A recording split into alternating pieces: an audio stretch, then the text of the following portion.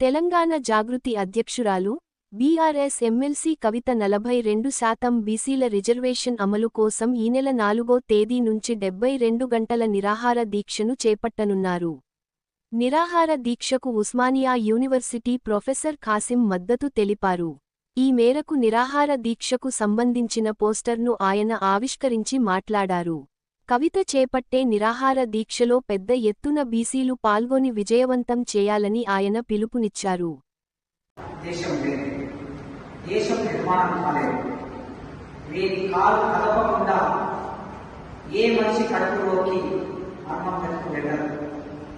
వారు గుడులు కట్టాలన్నా, వంతెనలు నిర్మాణం చేయాలన్నా, రోడ్లు వేయాలన్నా, వ్యవసాయం చేయాలన్నా, చేపలు పట్టాలన్నా, బొమ్మలు తయారు చేయాలన్నా, బట్టలు ఉతకాలన్నా, మనిషికి కటింగ్ చేయాలన్నా, సబ్బండ కులాలు, ఈ సబ్బండ కులాలు సహస్ర వృత్తుల సమస్త చిహ్నాలు.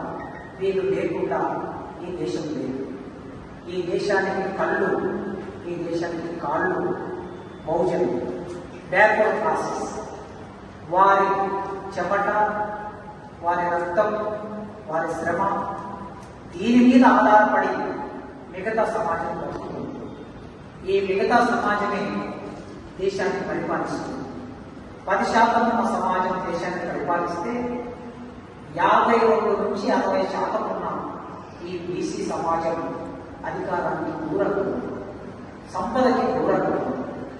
ఎవరు సంపద సృష్టికర్తలు? బీసీలు సంపద సృష్టికర్తలు.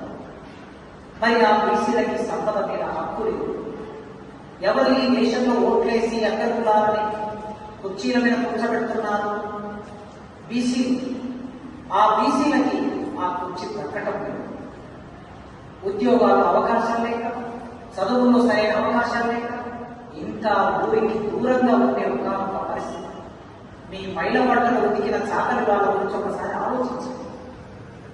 బహుజన కులాల గురించి ఆలోచించండి. ఈ దేశం ఉన్న బనియా